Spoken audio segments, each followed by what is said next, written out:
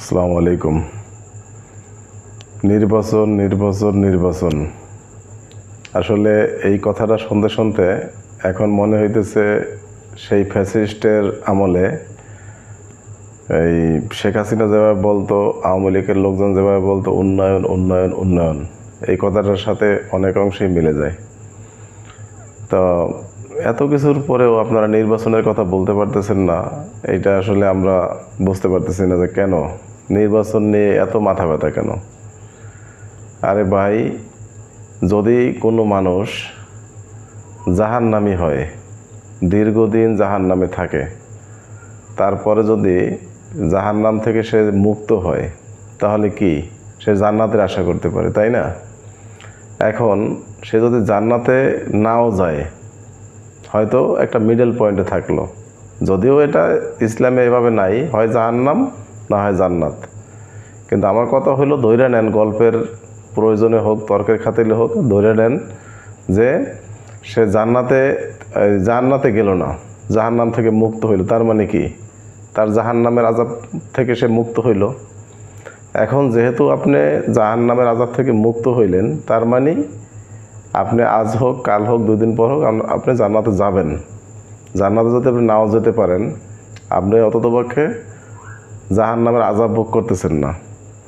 তা এটা বলার উদ্দেশ্য হলো যে বিএনপি এতদিন ছিল কিন্তু জাহান্নামের ভিতরে। শুধু বিএনপি না, জামাত, শিবির, তারপরে হেফাজত ইসলাম, চরমনাই, আওয়ামী লীগ ছাড়া আর জাতীয় পার্টি ছাড়া আর যত লোকই ছিল, যত রাজনৈতিক দলই ছিল না কেন, সবাই কিন্তু জাহান্নামের ভিতরে ছিল। মানে এটা জাস্ট আমি রূপক অর্থে ব্যবহার করছি, আপনারা আবার সিরিয়াসলি নিয়েন না, যেহেতু এটা একটা ধর্মীয় বিষয় নিয়ে আলোচনা করতেছি।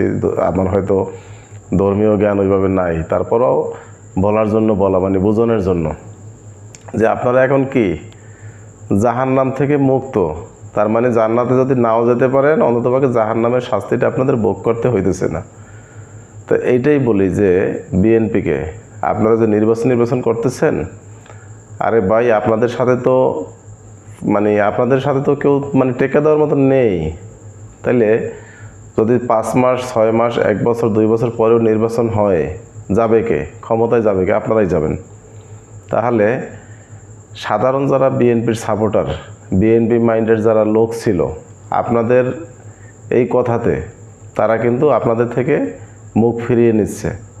এটা কিন্তু আপনাদেরকে বুঝতে হবে। কারণ আপনারা যে কোনো বক্তৃতা দেন, যে কোনো জায়গায় সমাবেশ করেন, যা কিছুই বলেন না কেন, আপনারা একটু খেয়াল করে দেখবেন যে কমেন্ট বক্সে আসলে সাধারণ জনগণ কি বলে। এখন হয়তো বলতে পারেন যে এগুলি সাজানো। না, এটা সাজানো না।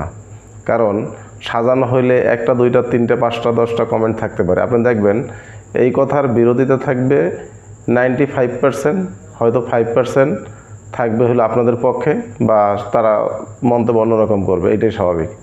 তাইলে যেহেতু জনগণের কথা বলতেছেন, জনগণ আপনাদের সাথে আছে, জনগণ চায় নির্বাচন।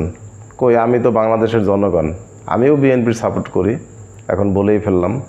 কই, আমি তো এখন নির্বাচন চাই না, কারণ দেশ তো ভালোভাবে চলতেছে। সংস্কারের দরকার আছে, অনেক জায়গায় সংস্কারের দরকার আছে, বিচারের দরকার আছে। যারা ফ্যাসিবাদী ছিলেন এবং বৈষম্য বিরোধী আন্দোলনে যারা খুন করেছেন, আহত করেছেন, পঙ্গু করেছেন, তো এরকম বিভিন্ন রকমের যারা অপরাধ করেছেন, তাদেরকে শাস্তি হবে না? হবে। তাইলে ইউনূস সাহেব, তিনি কিন্তু বিচক্ষণ মানুষ। সে এমন কোনো কাজ করবে না যেটা দিয়ে সে প্রশ্নর সম্মুখীন হয় এবং জনগণের কাছে সে শত্রু হয়। দেখেন, ইউনূস সাহেব যাই কিছু করে না কেন, এই যে বিভিন্ন সোশ্যাল মিডিয়াতে দেখা যায় যে এইটা একটা ধারণা নেওয়া হয় ইউনূস সাহেবের পক্ষে বিপক্ষে। সেখানে কিন্তু ইউনূস সাহেবের পক্ষে কিন্তু 80%, 85%, 78%, 90%, 95% কিন্তু তার পক্ষে চলে আসে। আর অন্য যে দলই হোক না কেন, সেটা কিন্তু 12% থাকে, 10% থাকে, 8% থাকে, আর কোনো মন্তব্য নেই, সেটা থাকে 2%, 3%, 4%। আসলে এটা অনেকে বোঝে না, মন্তব্য করে না, ঠিক আছে। তাইলে ইউনূস সাহেব এমন কোনো কাজ করবে না যেটা জনগণের বিরুদ্ধে যায়।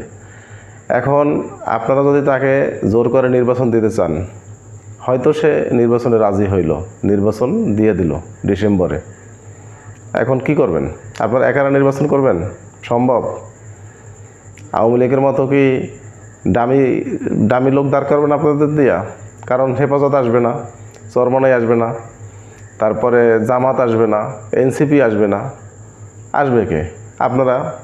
তা আপনারা এত বড় দল হয়ে একারা নির্বাচন করবেন আওয়ামী লীগের মতো? এটা কি জনগণ মেনে নেবে?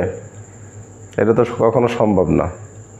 তা আমার অত্যন্ত পছন্দের একজন লোক তারেক রহমান, তিনিও আজকে নির্বাচন নিয়ে অনেক কথা বলেছেন।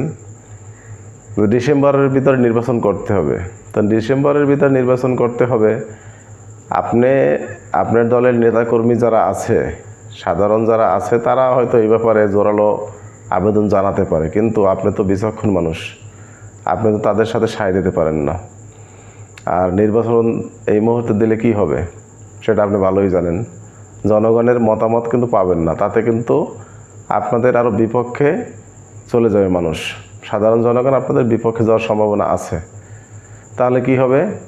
আদার্স যে পার্টিগুলি আছে, এনসিপি বলেন, জামাত বলেন, হেফাজত বলেন, চরমনাই বলেন, বাগাবাগি হয়ে যাবে সেখানে।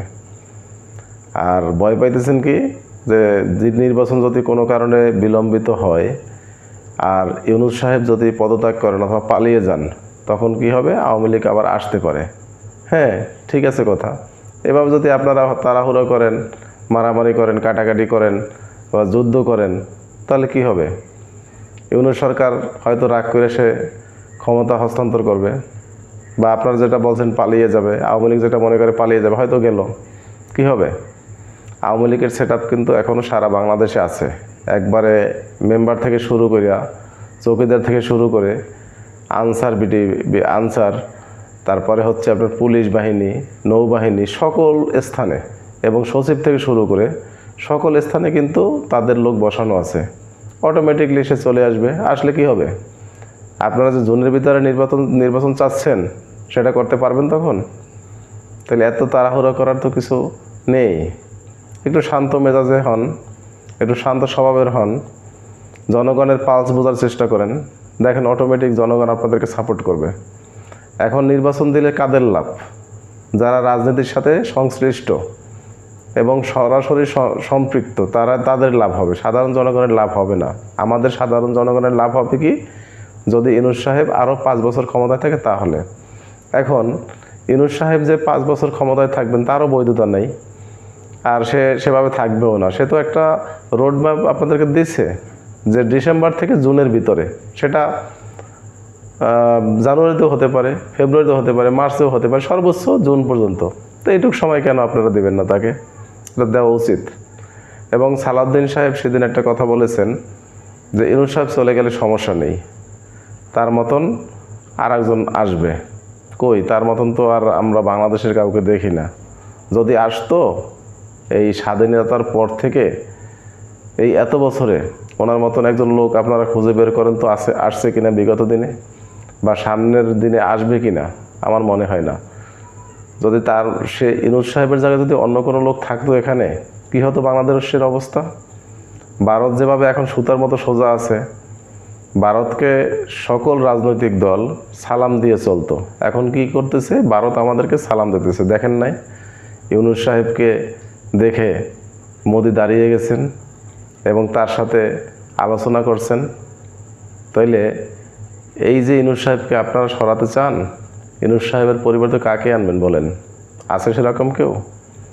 1 সপ্তাহ তো ক্ষমতায় টেকতে পারবে না। ফ্যাসিবাদের আবার জন্ম হবে। পারবেন? তখন আগের মতো তো সেই আপনাদের 1 সপ্তাহ জেলে, 1 সপ্তাহ বাহিরে, 15 দিন শ্বশুরবাড়িতে, 15 দিন মামা বাড়িতে, এভাবে পালিয়ে থাকতে হবে। রাস্তায় নেমে তো কথাও বলতে পারবেন না। আর আমরা সাধারণ জনগণ এখন ইউটিউবে আলোচনা করতেছি, সোশ্যাল মিডিয়ার বিভিন্ন প্ল্যাটফর্মে আমরা আলোচনা করতেছি, আমরা তো এই কথা বলার সাহসই পাবো না আওয়ামী লীগের বিরুদ্ধে। এটা তো সম্ভব না। তো যাই হোক, নির্বাচন না করে সামনের দিনগুলোই কিভাবে ভালো হয়, ভালো কাটানো যায় সেই দিকে খেয়াল রাখবেন। আর বিএনপি একটা শক্তিশালী দল, আপনারা কোনো ভুল সিদ্ধান্ত নেবেন না।